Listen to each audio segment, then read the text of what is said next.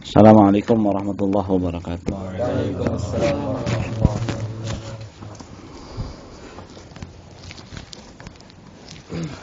Bismillahirrahmanirrahim. Alhamdulillahirabbil alamin. Alhamdulillah ala nikmatil Islam wa kafa biha min ni'mah. Alhamdulillah alladzi ja'alana min ummati sayyidina Muhammad sallallahu alaihi wasallam. Allahumma shalli ala sayyidina Muhammadin miftahi babi rahmatillah adada ma fi ilmillah salatan wa salaman daimaini bidawami mulkillah wa ala alihi wa sahbihi wa salim. Subhanaka la ilma lana illa ma 'allamtana innaka antal alimul hakim. Allahumma rabbi shrah li sadri wa yassir li amri wahlul 'uqdatam min lisani yafqahu qawli wa saddid qawli wa hdi qalbi bihaqqi sayyidina Muhammad sallallahu alaihi wasallam. Allahumma ya fattahu ya alim iftah alaina fathan qariba ya fattahu ya alim ya fattahu ya alim ya fattahu ya alim. Alhamdulillah, lanjutkan kajian kita dalam kitab Al-Budurut Thali'ah, syarah dari matannya Risalatul Jami'ah. Ya, bagian akhir daripada kitab ini ya, tentang maksiat sekujur tubuh, bagian ketiga itu wazulmin nas, ya, menzolimi manusia, menzolimi orang lain, ya. Perilaku zalim gitu ya. Wa qala musannifu rahimahumallah wa nafa'ana bihima wa bi ulumihima fid dharaini amin. Wa zulmin nasi, dan menzolimi manusia. Wa minal ma'asi aidan zulmun nas. Lalu di antara maksiat juga adalah menzolimi manusia.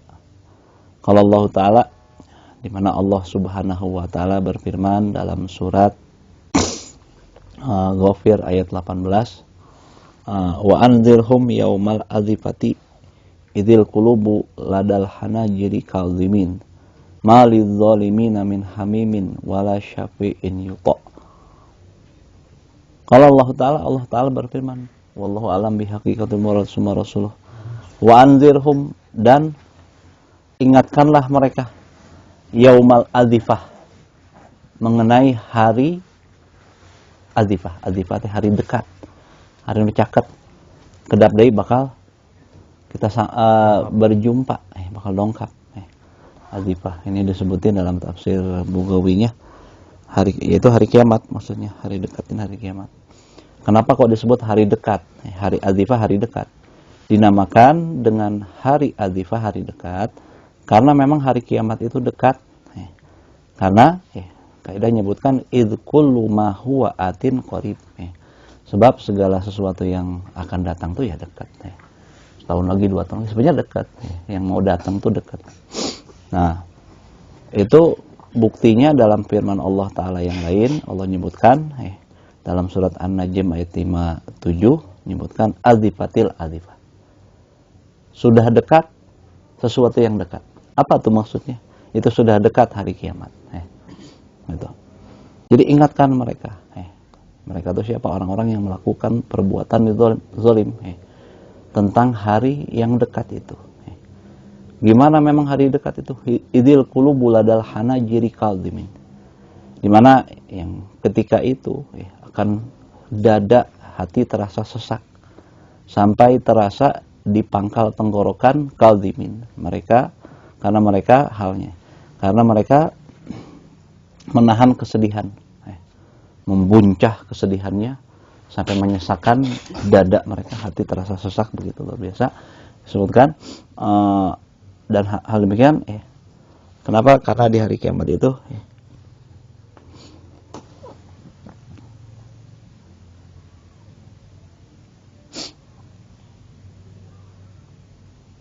bahwa hati itu akan pindah dari tempat semestinya.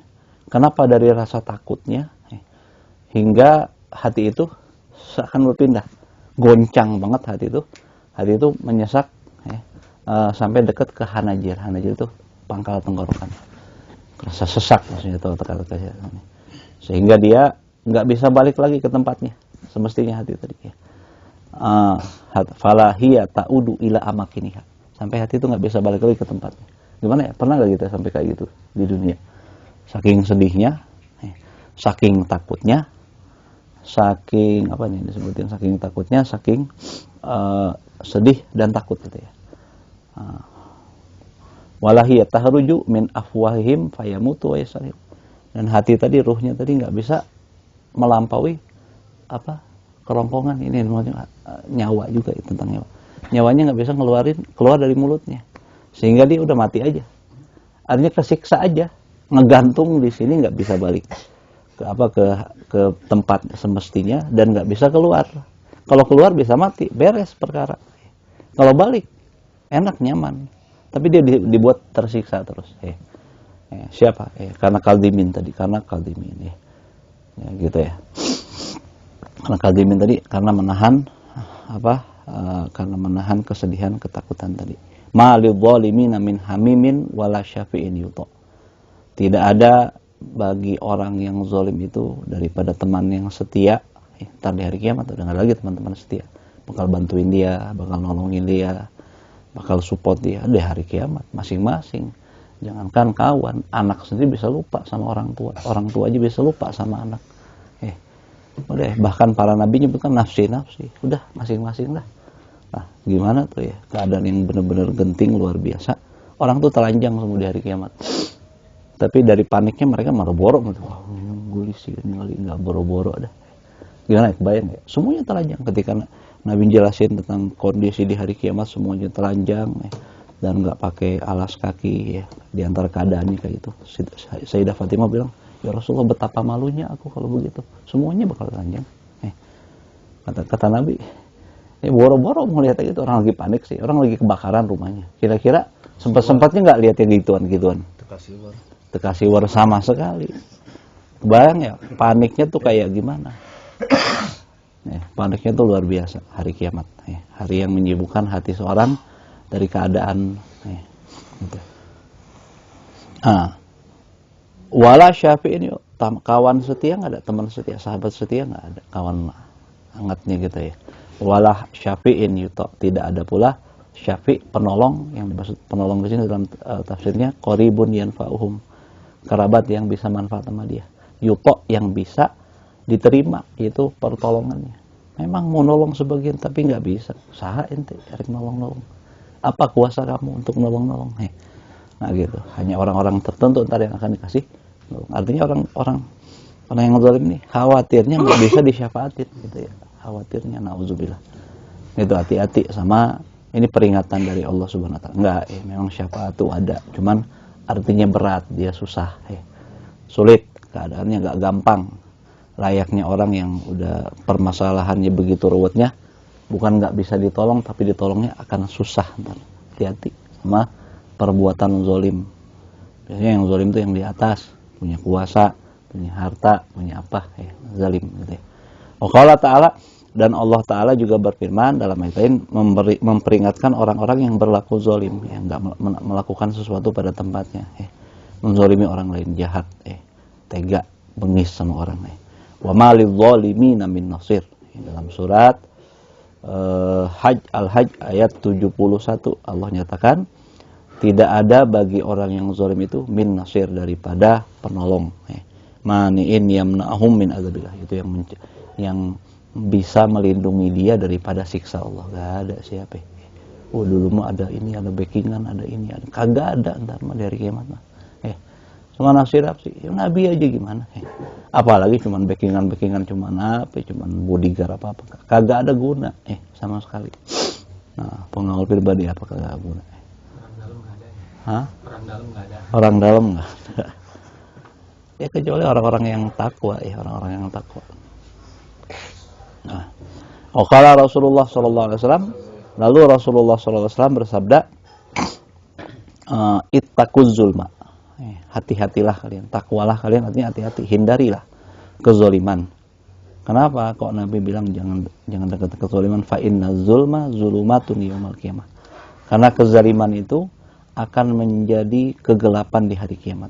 Orang jadi bingung, sesak pikir benaknya, susah, lagi keadaan yang zulumatun, kesiksa, tentang siksa. Jadi kezaliman itu akan jadi kegelapan. Ini nggak ada pencerahan buat dia, nggak ada kesenangan sama sekali sama dia. Lagi kita gelap, nggak ada titik terang. Gitu. Wattaqus syuha. Kedua kata Nabi, hindarilah syuh. Syuh itu apa? Syuh itu kikir. Ada syuh, ada buhul, bahil. Kalau syuh parah banget.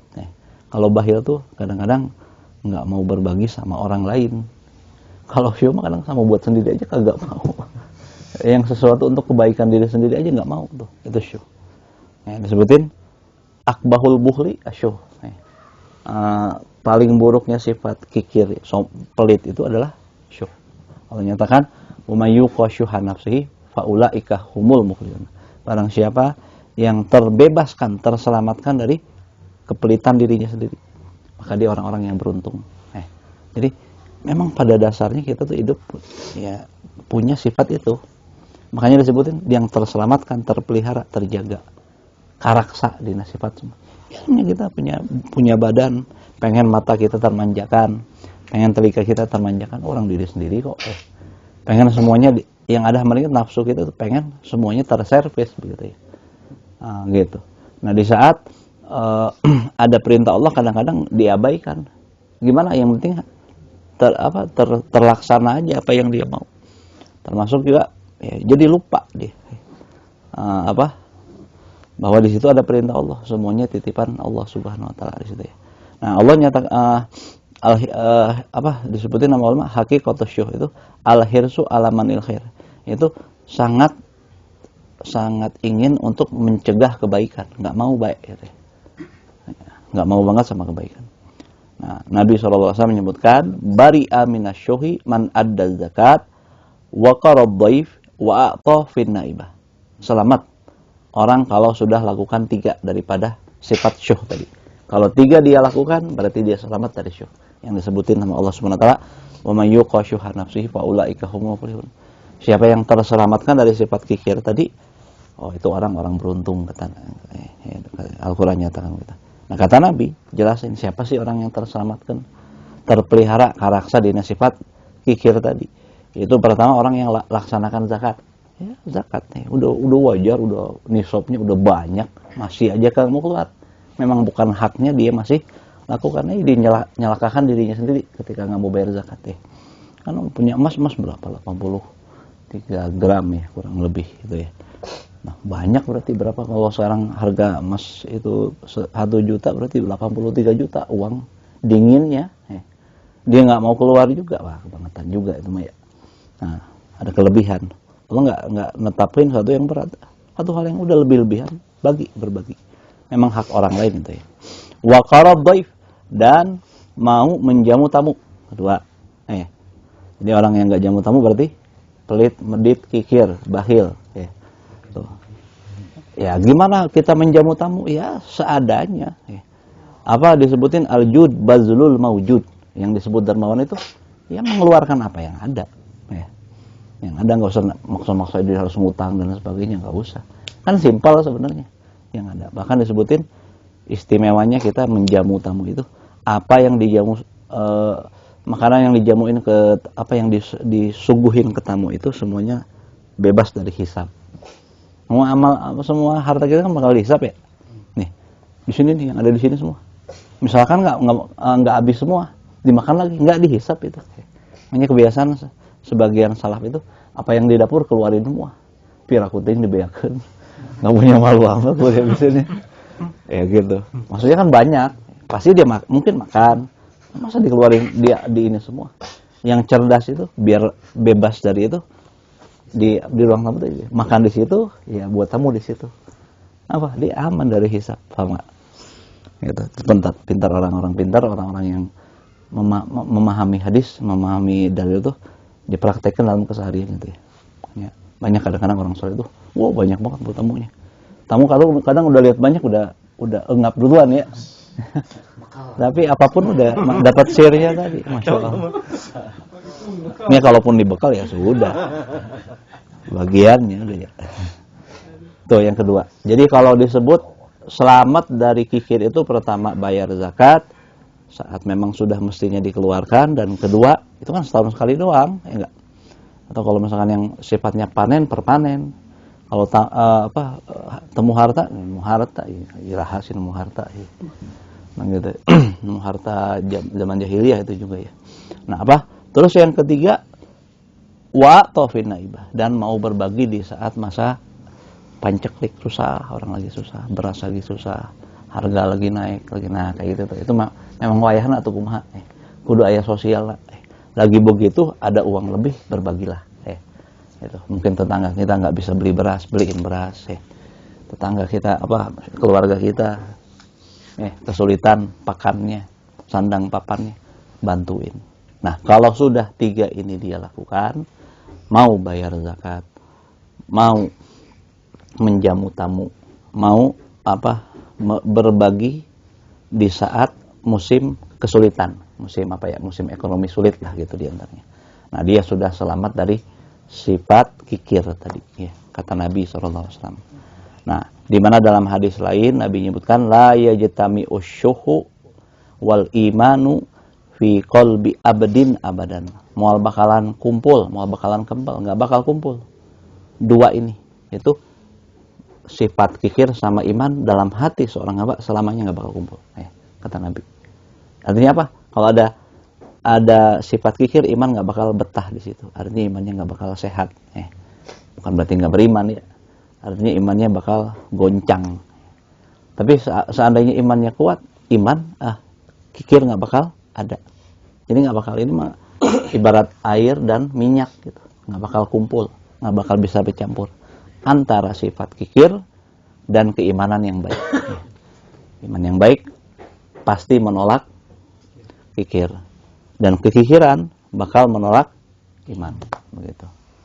Nah, satu waktu raja yang akhirnya beriman sama Rasulullah, walaupun nggak jumpa Rasulullah Nah, jadi itu ya, dia bilang sama sahabatnya gitu, ayu syai'in adharu bibni Adam, apakah sesuatu yang paling mudarat pada manusia? Maka para sahabatnya, ini pengikutnya, bilang al-faqru, kefakiran. Wah, seribu dah. Paling mudarat sesuatu buat manusia itu fakir. Mau makan susah, minum susah, pakaian susah, mau rumah, macam-macam repot kalau udah fakir mah ya. Kata pengikutnya. Faqala Kisra, maka Kisra bilang, asyuhu adarru minal fakri.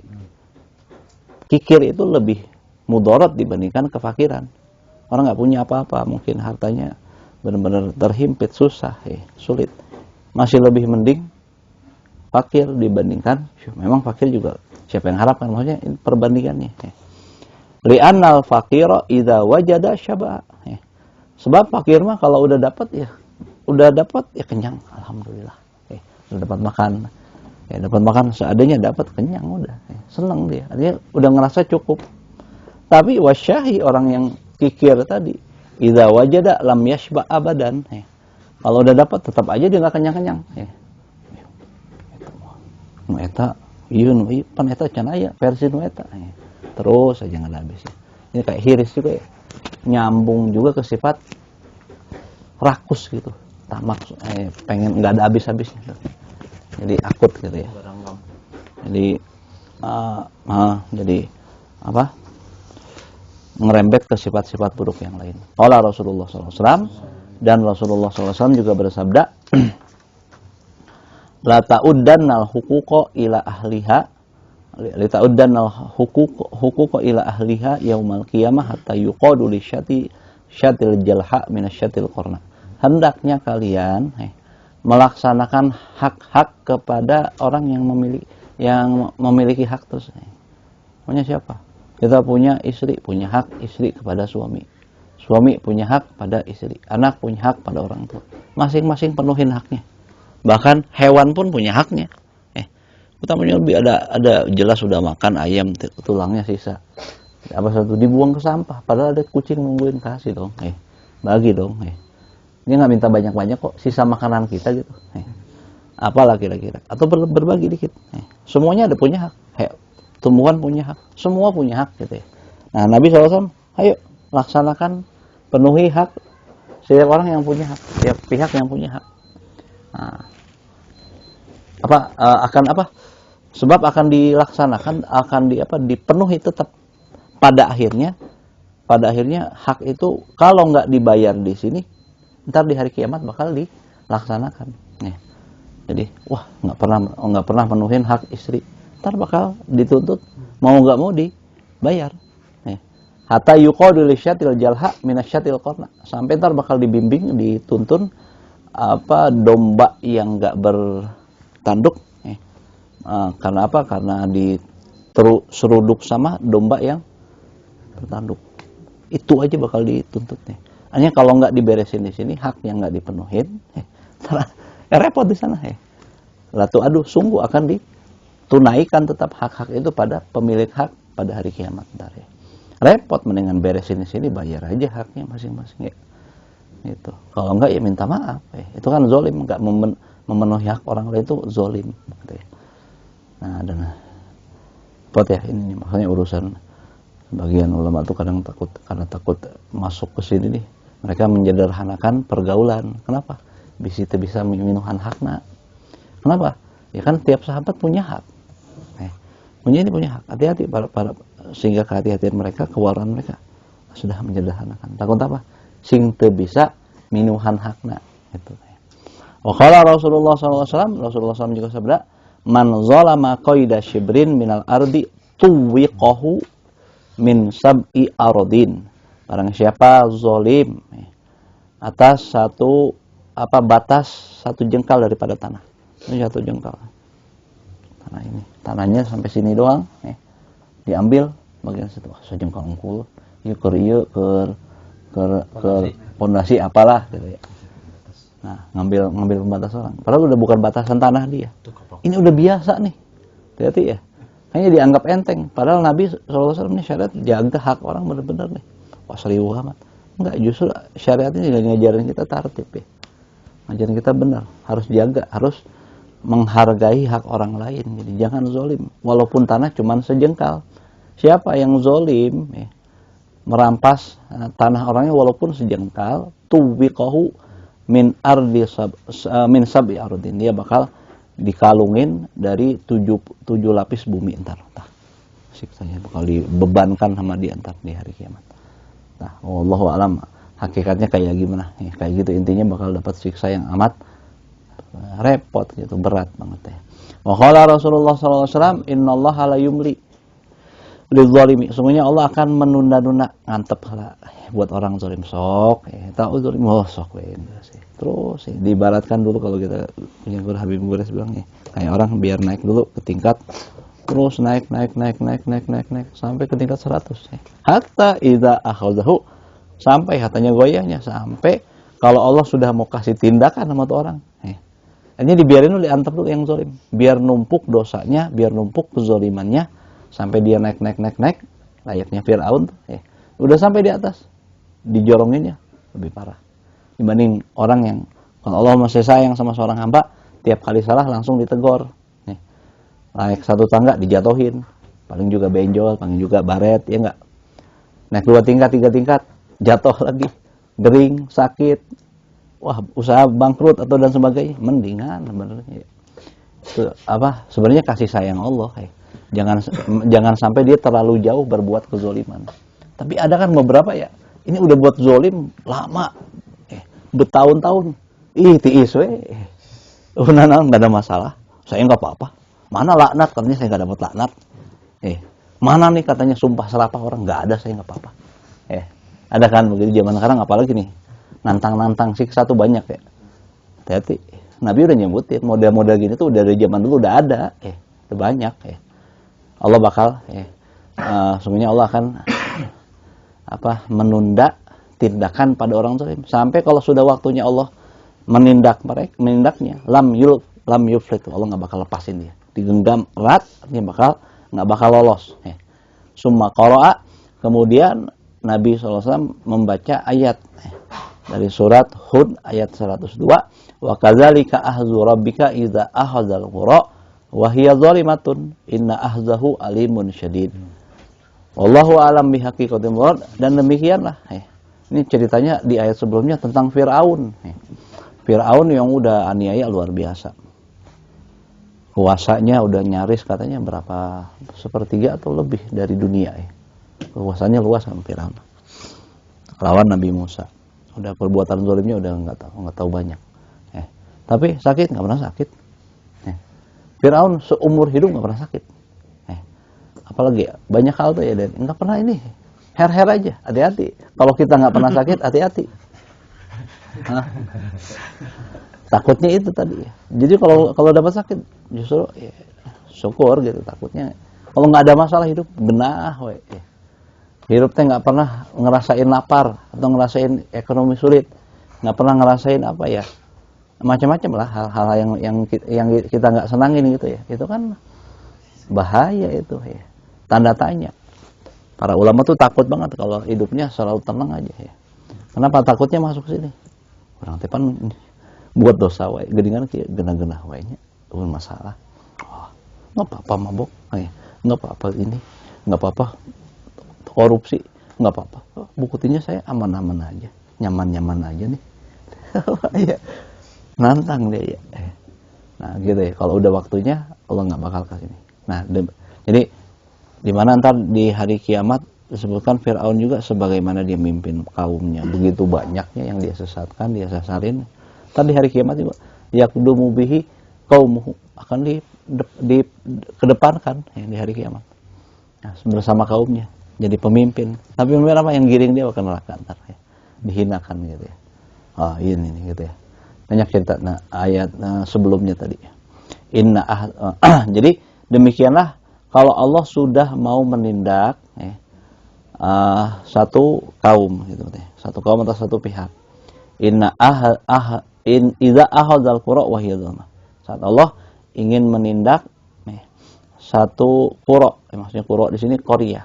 Maksudnya yang dimaksud ahlul qaryah. Kalau Allah sudah mau menindak menghukum penduduk satu tempat. Kenapa penduduk itu ditindak sama Allah, disiksa sama Allah? Wa hiya zalimah. Karena dia udah zalim dengan bizunub, dengan berbuatan dosa. Inna ahzahu alimun syadid. Sesungguhnya siksanya Allah itu amat perih, amat keras. Ya. Qala Nabi SAW, dan Nabi SAW bersabda li Mu'adz kepada sahabat Mu'adz bin Jabal radhiyallahu anhu. Lama ba'asahu ilal Yaman. Tatkala Nabi ngutus sahabat Mu'adz bin Jabal ini untuk pergi ke negeri Yaman berdakwah. Jadi Nabi itu kan menjelang akhir hayatnya itu ngutus ini ke Yaman, ini utus ke Syam, ini utus ke berbagai tempat penjuru dunia. Nah, di antara yang diutus adalah sahabat Mu'adz bin Jabal sama siapa gitu ya. Nah, diutus ke negeri Yaman beliau untuk berdakwah, ngajak orang untuk beriman. Yang sudah beriman diajarin syariat, di antaranya zakat. Di antara pesan Nabi itu sebelum ngutus orang pasti dikasih wasiat tuh sama Nabi. Di antara wasiat Rasulullah kepada nyaris semua orang, di antaranya kepada sahabat Mu'adz bin Jabal, yasiru wala tu'asiru wa basyiru wala tunafiru. Permudahlah, jangan dipersulit. Enggak. Wa basyiru wala tunafiru, kasih orang senang. Jangan buat orang kabur, gitu ya. Itu ini penting, ini tentang strategi dakwah, ya. Nah, lama ba'asahu ilman. Jadi beliau bilang apa? Wattaqiz zulma da'watil mazlum. Hati-hati kamu wahai Mu'adz daripada doanya orang yang terzolimi. Artinya maksudnya jangan buat zolim. Ntar kalau dia berdoa, hati-hati ntar ya. Fa innahu laisa bainahu wa bainallahi hijab. Sebab antara doa orang yang terzolimi itu dengan Allah tidak ada lagi perantara lagi, langsung tembus. Jadi doa itu tembus, ada langit pertama, langit kedua, langit ketiga, untuk sampai sama Allah diterima, didengar dan diijabah. Untuk sampainya dulu aja belum tentu dah. Nggak gampang gitu ya. Harus hati-hati, harus khusyuk, harus hudur, harus ikhlas dan sebagainya. Nah, tapi yang terzolimi tadi nggak pakai hijab lagi, nyampe langsung akses tol ya langsung.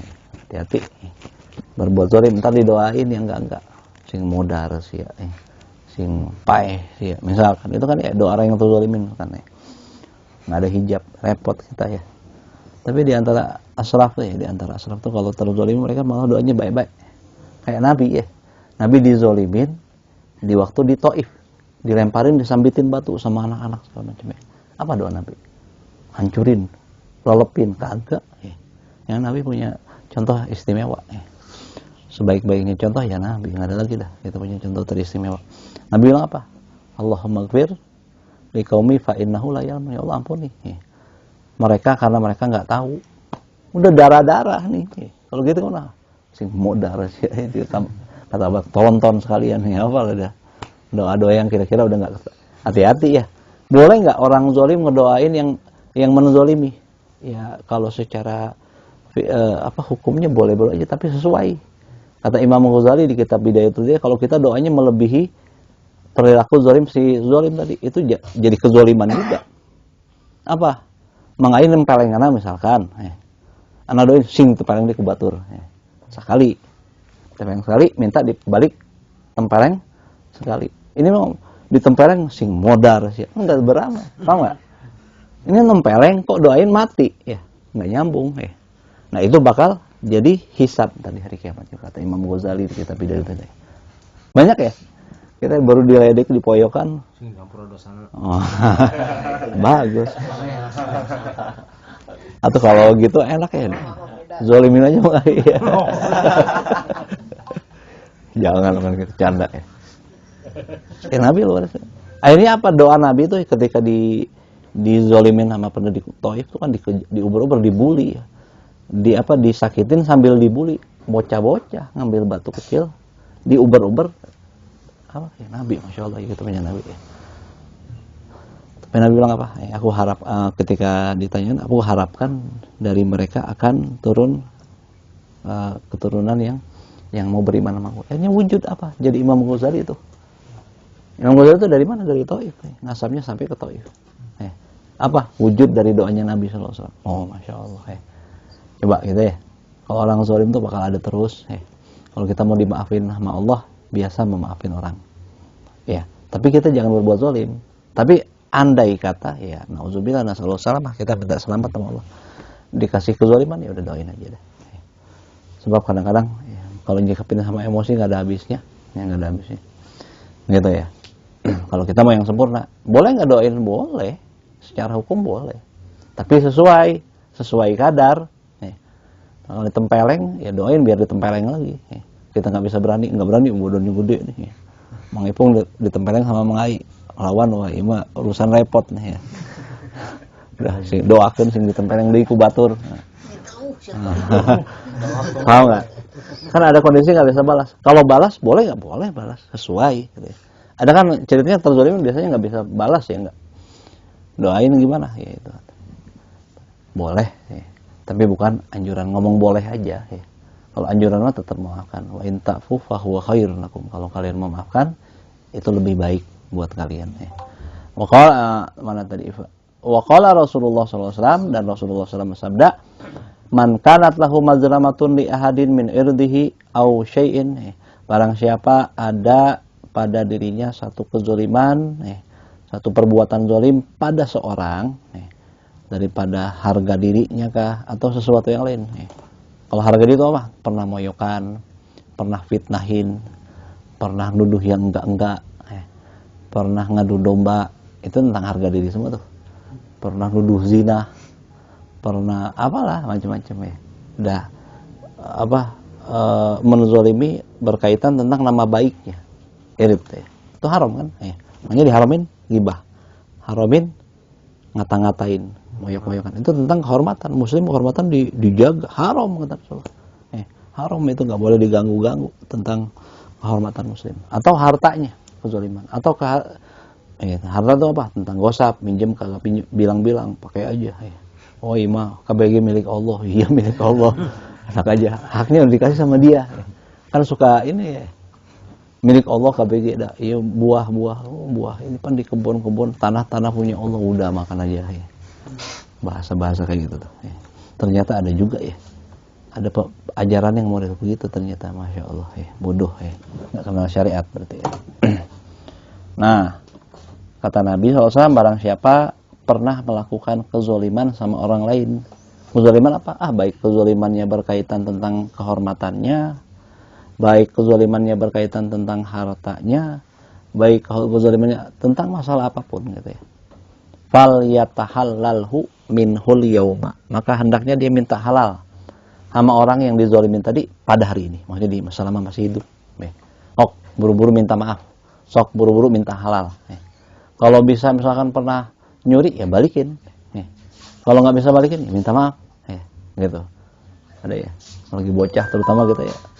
Zaman dulu banyak kebun, waduh, lagi panen ada mangga, ada apa, ada aja tuh.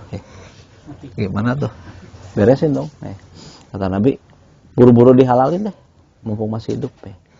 Qabla an la yakuna dinarun wala dirham. Sebelum ntar hari di mana dinar sama dirham udah kagak laku, uang nggak laku lagi. Deposito dan sebagainya, surat berharga kagak laku udah. In kana lahu amalun soleh. Nah, di mana dibalasnya apa? Kalau dia punya amal soleh ntar di hari kiamat. Nah, ini yang jadi fungsi. Bukan dinar, bukan dirham yang bisa bayar di hari kiamat. Yang jadi alat tukarnya. Alat tukarnya apa? Amal soleh ntar. Uhidha minhu biqadri mazlamatihi. Ntar bakal diambil amal solehnya. Pernah sholat, sholatnya rajin, tahajudnya tiap malam 100 rakaat. Wih, lamun. Kalau itu ya. Kagak.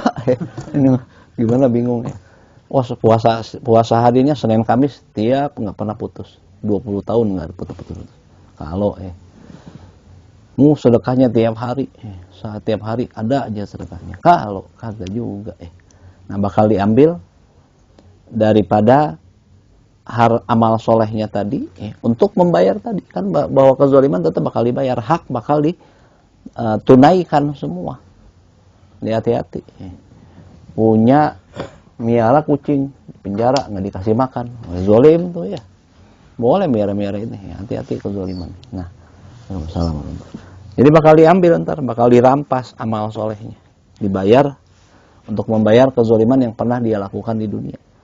Kalau ceritanya nggak ada amal baik, atau amal baiknya udah habis, apes, udah berapa? Udah bayar 1000 orang, amal solehnya udah bangkrut. Wa ilam takun lahu hasanatun, kalau dia nggak punya kebaikan, nggak punya amal soleh, nggak punya pahala, bangkrut. Kenapa? Sok ngomongin batur, misalkan apalah ya, ada kan penggugur amal soleh ya. Di antaranya ada beberapa hal gitu ya, di antaranya suka ghibah, suka namimah dan sebagainya, atau riya dan sebagainya. Repot ya gitu ya. Udah geus mah orang teh amal teh tak apik, ada masalah lagi sama orang, gimana nih? Hati-hati, kalau kira-kira apik, nggak apik lah dalam dosa. Apik, jangan macam-macam. Kalau nggak ada kebaikan, uhiza min sayyiati sahibihi fahumila alaih. Maka akan diambil dosa orang yang dia zolimin. Kan dia nggak ada alat bayarnya, amal solehnya udah habis. Atau ada amal soleh tapi udah habis, masih ada yang nuntut dia. Pengadilannya masih panjang, si iya, si eta, si ini, kucing, apa ya. Nuntut semua kira-kira gitu ya. Gimana? Masih ada yang nuntut dia. Ya udah. Akhirnya dosa orang yang dia zolimin diambil. Jadi ngambil utang orang ibaratnya gitu ya. Jadi diperbebankan sama dia. Nauzubillah. Inilah yang disebutin nama Nabi, orang yang bangkrut. Kata Nabi, orang yang bangkrut itu di hari kiamat. Nabi pernah nanya, "Manil muflis?" Wahai sahabatku, siapa sih orang bangkrut itu? Maka sahabat bilang, ya orang bangkrut itu ya mafhumnya yang nggak punya dinar, nggak punya dirham, nggak punya duit, nggak punya harta, nggak punya rumah, nggak punya bini, nggak punya apa maksudnya. Artinya nggak punya hal-hal, nggak punya apa ya. Maksudnya nggak punya apa-apa. Maka Nabi bilang, kata Nabi bukan itu. Orang sesungguhnya yang bangkrut sesungguhnya bukan begitu. Akan tapi yang datang pada hari kiamat, dia bawa amal banyak. Sholatnya banyak, puasanya banyak, sedekahnya banyak, haji tiap tahun, umroh tiap bulan, dan sebagainya, amal-amalnya banyak deh. Mau amal ibadah pribadi, atau dermawannya, atau sosialnya dan sebagainya, luar biasa banyak. Wow, udah bawa diarak-arak sama malaikat, saking banyaknya amaliyahnya. Tapi, sambil bawa itu ternyata banyak utang. Kalau ibarat di perusahaan itu apa sih? Utangnya banyak gitu, utangnya banyak banget. Akhirnya di mana ya ini? Ini orang pernah dipukulin sama dia, pernah dibunuh sama dia, pernah dicuri sama dia, pernah ya zolim ini itu segala macam, dibayar. Habis semua, ternyata kezoliman masih ada. Gimana? Ya sudah, mau nggak mau karena nggak ada alat bayar, akhirnya ngambil utang orang. Akhirnya itu yang dimaksud kata Nabi, fahadha muflis. Ini orang yang muflis. Dia pahalanya habis, dosanya numpuk. Nauzubillah min dzalik. Jangan sampai kita jadi yang bangkrut tadi gara-gara kezaliman. Kalaupun pernah melakukan kezaliman, buru-buru minta maaf dah. Oh gitu ya. Buru-buru minta maaf. Kalau kira-kira nggak ketemu orang yang kita pernah zalimin, ya udah sedekah niatin buat dia. Mungkin orangnya udah meninggal. Dulu pernah maling di kebun itu. Maling apa? Maling mangga, maling duren, maling apalah macam-macam. Anak-anak kecil pernah kali ya. Atau masih tua juga. Kebangetan amat ya. Hati-hati. Buru-buru minta halal. Udah nggak usah pakai gengsi-gengsi lah. Gengsi-gengsi bakal apa sih? Nggak ada guna. Nggak dapetin apa-apa, selain kita bakal jadi rugi doang. Minta maaf, berhenti dari kezaliman, dan apa yang pernah dilakukan daripada kezaliman buru-buru kita beresin. Wallahul muwaffiqu wal mu'in, dan hanya Allah lah yang pemberi taufik dan pemberi pertolongan. Kita bisa amalkan semua apa yang pernah kita kaji ini, semuanya kalau dapat taufik dari Allah. Al-qudrah fit ta'ah, bisa dapatin kekuatan untuk taat. Karena untuk taat itu beda powernya sama power kerja biasa. Kita mau nyangkul, powernya beginian, ya enggak. Mau apa aja kerja yang sifatnya non ukhrawi, non agama gitu. Itu mah fisik aja semata-mata. Tapi kalau untuk agama, untuk praktek ibadah ketaatan takwa, kekuatannya bukan disebut itu taufik kekuatannya. Jadi Allah khalqul qudrah fil abdi fit ta'ah ya. Jadi Allah bentuk kekuatan pada seorang hamba untuk melakukan ketaatan. Kalau Allah dapat taufik, ya mudah. Betapa banyak orang badannya gede tapi nggak bisa sholat acan. Apa susahnya sholat? Kalau bilang tenaga mah bukan, ya mudah-mudah aja. Tapi betapa nggak sedikit juga orang tua udah bungkuk mungkin udah batuk-batuk, sholat malamnya rajin aja, tekun aja. Nggak kenal dingin, nggak kenal apa. Ini merumput si awak badag kita ya, merumput ya. Sedangkan orang tua yang udah batuk-batukan, udah bungkuk, sholat tegak, nggak bisa baca Quran, gagah gitu ya. Kenapa? Dapat taufik. Yang itu nggak dapat taufik, maka minta taufik sama Allah. Kita tahu bahwa kita nggak bisa taat tanpa taufik, ya minta taufik. Yang ngajarin Nabi pada kita untuk sering-sering minta taufik sama Allah, hidayah. Wal mu'in, dan pertolongan, minta tolong sama Allah juga. Nas'aluhu, kita minta pada Allah bifadlihi, minta sama Allah dengan apa? Bukan dengan latar belakang amal kita, bukan background amal kita. Bukan background kita soleh, pernah bersedekah, pernah ini, pernah itu. Enggak. Kita mintanya bifadlihi, dengan karunia Allah, pintu ke karunia Allah. Kalau kita sama Allah minta karunia Allah, memang Allah ahlul fadl wal karam. Allah memang zat yang memiliki karunia yang agung, punya kedermawanan. Kalau melihat latar belakang ibadah kita, ibadah kita apa sih yang kita punya? Ya riaknya, ya ujubnya, dan sebagainya. Wah repot nggak khusyuknya, nggak hudurnya, mungkin ada syubhat dan sebagainya. Makanya kita diajarin sama teman Nabi sama para sahabat, kalau minta Allah tuh jangan pakai latar belakang background amal kita, tapi minta semata-mata kabageran Allah. Da Allah mah dipentak, Allah mah bager, maha bager da Allah. Minta sama Allah apa? Minta taufik.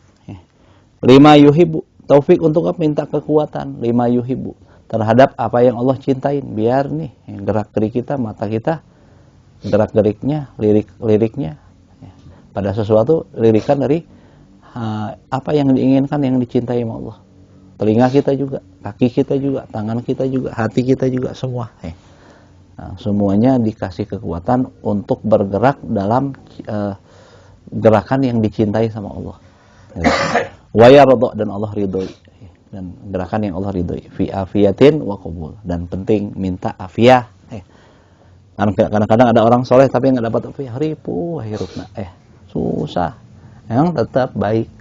Tapi kita mau ya sambil amal soleh kita afiyah, dapat dari segi halal, dapat nggak ada masalah, sehat badan, prima dan sebagainya, sejahtera. Nah kita minta itu ya.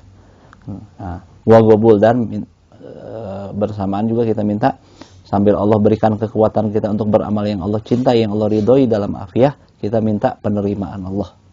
Bimannihi wa karami, dengan sebab anugerahnya Allah, karunianya Allah. Wassallallahu ala sayyidina Muhammadin, salawat Allah semoga tercurah selalu kepada junjungan kita Muhammad, wa alihi, juga keluarganya, wa sahbihi, dan para sahabatnya, wassalam beserta salam, walhamdulillahirabbil alamin. Segala puji adalah milik dan untuk Allah, Tuhan alam semesta. Alhamdulillah alladzi yasarali jam'a hadza syarhi ala hadzal matn tayyibil mubarak. Kata musannifnya, kata penyusun Al-Budhatul ini, alhamdulillah ya, yang telah memudahkan padaku untuk mengumpulkan penjelasan untuk matan yang bagus, yang berkah ini, matan Risalah Jamiah. As'aluhu ta'ala an yataqabbalahu wa an yaj'alahu khalisan liwajhihil karim. Aku minta pada Allah, semoga Allah menerimanya. Semoga Allah jadikan kitab ini yang beliau susun ini ikhlas semata-mata untuk ridha Allah, wa yanfa'a bihi, dan semoga Allah ngasih manfaat pada kitab ini, wa an yakuna sababan liridwanihi wa rahmatihi wa maghfiratihi ta'ala, dan semoga Allah jadikan kitab ini menjadi penyebab untuk dapatkan raih menggapai ridhonya Allah, rahmatnya Allah, ampunan Allah Ta'ala. Wa as'alu ta'ala an yaj'alana minal ulama'il amin, dan kita minta sama Allah, aku minta sama Allah Ta'ala, semoga Allah jadikan kita, ini kita didoain sama musannifnya ya, yang pembacanya nih didoain sama penyusun kitab. Aku minta sama Allah, semoga jadikan kita, berarti termasuk pembaca, minal ulama'il amilin, termasuk ulama yang ngamalin ilmu, wadu'atin nasihin, dan pendakwah yang suka memberikan nasihat dengan tulus, wa an yuhyiyana ala la ilaha illallah Muhammadur Rasulullah sallallahu alaihi wasallam, dan semoga Allah hidupkan kita atas la ilaha illallah Muhammadur Rasulullah, wa an yumitana alaiha, dan semoga mematikan kita atas la ilaha illallah Muhammadur Rasulullah, atas iman, wa an yahsyurana wa ahbabana, semoga bangkitkan kita kelak di kuburnya, di kubur kita, wa ahbabana, juga semua yang kita cintai, wa man lahu fadlun alaina, dan siapapun yang sudah berbuat baik sama kita, ma'asahibi hadzal mati, bisa kumpul bergabung sama penyusun matan ini, yaitu Habib Ahmad bin Zain Al-Habsyi, murid Habib Abdullah Haddad Sahibur Ratib. Beliau belajar sama Imam Haddad tuh 20 atau 40 tahun gitu ya. Udah jadi ulama, udah jadi kibar ulama, belajar lagi gitu ya. Udah jadi pembesarnya ulama, masih belajar lagi. Ini orang besar, gutub di zamannya. Nah, semoga katanya, kata beliau, kita bisa kumpul sama beliau ntar di hari kiamat ya.